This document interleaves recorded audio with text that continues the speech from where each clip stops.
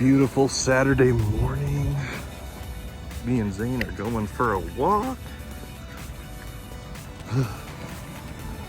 And a little bit of a jog.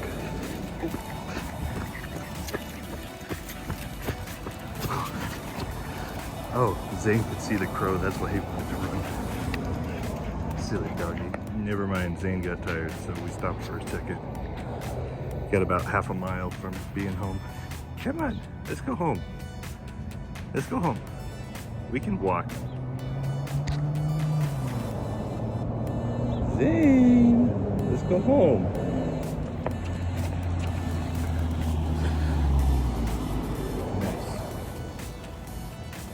It's nice and green here right now, but give it 2 months, it'll be pretty brown here in Utah. We just had a lot of rain the last few days. Oh my gosh, I am sweating. I used to be in a lot better shape than I am now. Trucking has destroyed me. It's my own fault because I eat like crap when I go on the road, and I'm always in such a rush because I'm like, usually when I do take a load over the road, it's to help cover for a driver that's late or last minute loads that pay really good. I don't have like a typical lane that I do, you know, so I'm not packing my food like I should be. I'm eating not the best food at the truck stops. I'm not exercising when I go over the road, so it feels really good to be home and exercise. So anyways, but today's Saturday. Sunday I'll be home. I think I'm taking a load to California Monday, so we'll see. But life's good. Life's good. Take care of yourself. Take better care of yourself than I take care of myself, because I am not. I need to change what I'm doing because it's not working. But it's a beautiful morning here in Utah. The mountains look great. There's still a little bit of snow on top, but May's almost over and it's very green. You know, sometimes shippers aren't too bad. And go ahead and turn that off. Turn my lights off too, why not? Door 8, that's what she told me. I'm 5 hours early, and she said back into the door, lock it up, and when the light's green, come get your paperwork. So we'll see how fast they are.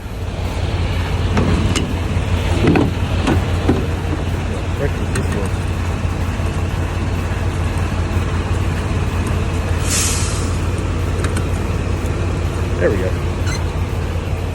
Wow, that is awesome. I can already feel them. They've been loading the truck. Five hours early. The broker was like, maybe show up a half hour early, but don't show up any earlier than that. And I'm like, okay. And you always want to be polite, you know. He's like, oh dear, it's okay if you're early. The door's open now. Just go back in, and when you get the green light, come get your paperwork, and you're good. I don't think I'm going to be here for more than 10 minutes because I think they've already put 4 pallets on. Ooh. Take that, brokers. Oh man. Yeah, this is a pretty good paying load too. It's a short load. I'm just going up to Pasco, Washington, so 260 miles. So yeah, whatever that is, it's like $3.50 a mile, so that's pretty good. Not sure what that guy's hauling, but he's only got about 3 pallets. And get this back on. See if I can do it one-handed. Oh yeah, I still got it. All right, return this, and then we are good to go. 20 minutes in, 5 hours early. Heck yeah. Got my paperwork. Let's get out of here. Man, it started raining pretty hard there for a second. We are coming up through Salem, Oregon. I'm gonna stop at the pilot up ahead, the next exit. But yeah, it was kind of crazy. It like started raining really hard, and then it just stopped. But now it's kind of sprinkling. So yeah, I am very happy because it's still 4 hours before I was supposed to get loaded at that place, and I'm already headed. It's a short load. I only got 240 miles to go left, but hey, you know, whenever I get loaded fast and early, it's a good day. It's always a good day, because then I have whatever the extra time is that I would have been getting loaded to go do something else or relax a little bit.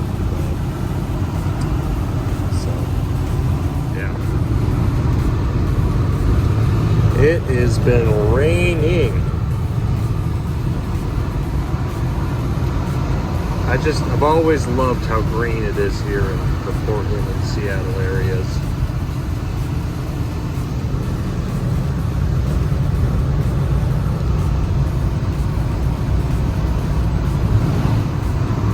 I was a little bit worried about my weight because I am hauling 44,000 pounds. I'm not quite sure my air gauge. It's saying I'm right about 60 psi. I mean, every truck's a little different, so I was trying to gauge. I'm such a cheap wad. I don't want to spend 15 bucks on a scale ticket. But yeah, I went over the port of entry in Woodburn, and they did not pull me in. They actually gave me the bypass lane, so I think I'm good. And they weren't even busy, so if I was overweight, they would have definitely pulled me in. So I think I'm good. Yeah, we're good.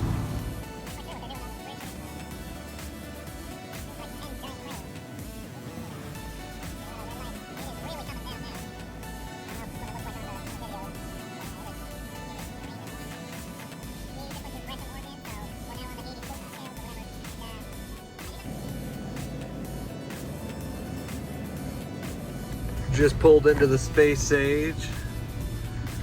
Gonna get some fuel. Look at that sexy Lime Ricky truck. Holy crap. I see these guys at the Space Age. They're hauling these, whatever they are, freaking heavy generators. There's like 6 of them. They're all lined up here, and then there's a couple that are around by the pump. But that right there, oh, that's a cool looking truck. Anyways, let's go get fuel.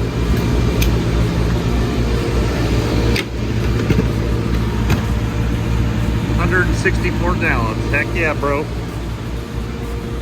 Getting those shower credits today. Crap. Forgot to put my gloves on, so now I'm all dirty. All right, we are filled up. Gonna go ahead and park now. That is one thing about the Space Age.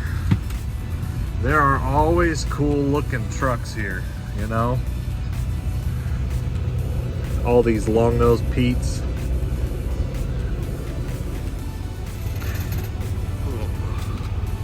Finally got my spot. There's plenty of parking right now. So we're gonna go shower. Yeah, I absolutely love the way the 389s and the 379s look when they got the big 385 steer tires, the heavy hull steer tires. I think it's so cool when the truck is raised like that, but man, I just could never afford a truck like that. Getting ready to launch some rednecks. That's freaking cool.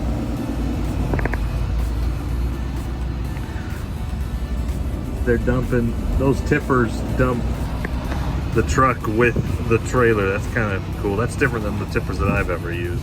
Wow, I did not think I would see the day. Holy cow, guys. It is a whiteout. It is freaking snowing, and it is now May 23rd. May 23rd. Look, there is freaking snow on the side of the roads, and it is literally, next week is June. It is literally almost June, and it is snowing. What is going on? I am in LeGrand, almost to LeGrand, Oregon. I just went up Cabbage and Meekum Pass a little bit ago. Holy crap, guys, it is snowing.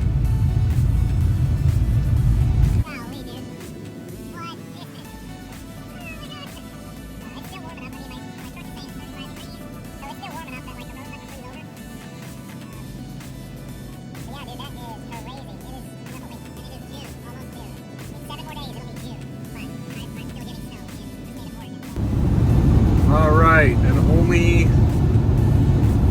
an hour later, guys, we are back out of the storm. My window's a little bit dirty from the snow, but all of a sudden it's dry now. I am going into Baker City. That's crazy. Blue skies, beautiful clouds, and we are out of the snow. But Good morning. We are finally home. We are in Salt Lake City getting unloaded. This place is pretty busy. It's really loud. But yeah, finally made it home, getting unloaded, and yeah, it's been a pretty good run. I keep thinking about that freaking black Freightliner Coronado. I know I probably shouldn't be, but I keep thinking about it, like the more and more, because I'm looking online, and you know, it's not just the Freightliner Coronado gliders. I'm looking at other gliders too, but the Coronados seem to be the ones that are the most reasonably priced. And I mean, I don't want a glider that someone else has made, because you never know how that's going to turn out. I want a true factory glider that an OEM shop will work on. So that's kind of what I mean when I say that, because obviously I've made gliders before. I've taken trucks that had PACCAR engines. We had several 2015 and 16 Peterbilts that we converted, and you know, it doesn't work right. You got to spend a ton of money and hope that it works right. We ended up selling all of our trucks that we converted, putting C15 engines in them, and they worked all right. Like, they were nice, but they just had electrical problems, and you really want a true glider. So that's what I mean when I'm looking at it. And the Coronados themselves, looking nationwide, I put my parameters to about 2015 to 2020. Nationwide, there's only about, I think there's less than 40 total that are for sale in that range, 2015 to 2020. And that's not, you know, I'm not putting a price range, I'm not putting a mileage range, like total. There's only like 40 of them available, but I see them on the road everywhere. So there's a lot of those trucks, but nobody's selling them. People are buying them and keeping them. Unlike the Peets and the Kenworths and the Freightliners, the new ones, the modern trucks, they get used for 3 years and resold. You know, the lifespan of one truck with a company is about 3 to 5 years, and that's just the way that most companies look at these modern trucks. But the gliders, that looks like something that I feel like I could own for a while. Maybe, I don't know. So I'm gonna go look at that black Coronado again this weekend. Hopefully the buyer lets me. I'm gonna take some coolant. I'm gonna take my jumper box, see if I can get it started and drive it around for a little bit, and then I'm gonna offer them 20 grand. We'll see. But I just, oh, okay, so here's what really spurred it. So I had a truck breakdown yesterday in Klamath Falls, Oregon, and it was the knock sensor. Now, luckily, it was actually the knock sensor. So that was with labor and parts, that was an $1,100, almost $1,200 bill. And it's literally the stupidest, it's just a sensor, you know? But I probably could have done it for cheaper if the truck was in my yard at home, but he's 900 miles away from home. So yeah, that was not great. And then just last week, I had a driver in Sacramento, Peterbilt, and he had a def quality sensor. Luckily, again, it was actually the sensor. I say luckily because most of the time when the first or second diagnosis of these emission systems, that's not what it is. So you pay all this money for a sensor and it usually doesn't fix the problem. Luckily, these 2 times it did fix the problem, but you never have a sensor like that go out on an old truck. If there was a real problem on the old trucks, you would at least be able to run it for a minute and, you know, be careful, watch your coolant and your oil temperature. But you would at least be able to get it home so that you could repair it. But not these trucks, they just derate and you can't do nothing. And you got to pull over and you better pray there's a dealership within 10 miles of you. So I don't know. I'm so sick of the emissions. I'm sick of the random $1,000 jobs because my drivers are over the road and my drivers can't fix it on their own. So it's just not cool. I hate the emissions. They're so bad. So the gliders are the only real solution that I can see, because converting and making your own gliders has so many problems, and nobody's going to help you. And small shops, even if a shop does it for you, they're not going to warranty it. Nobody's going to help you. The OEM shops aren't going to help you if you alter the emissions and change the engine. Peterbilt will not help you. Kenworth will not help you. Freightliner will not help you if you put a new engine in it, or an old rebuilt engine in it, and it doesn't work. Nobody's going to help you, and the gliders are the only alternative, because an OEM shop will still help you with that. And if I have an old engine, I'm much more comfortable doing an overhaul on an old engine in my shop than I would be like the new Cummins engines. There's so many problems with those new engines, I would not want to do that myself. So anyways, probably gonna wrap the video here. Catch you guys in the next video.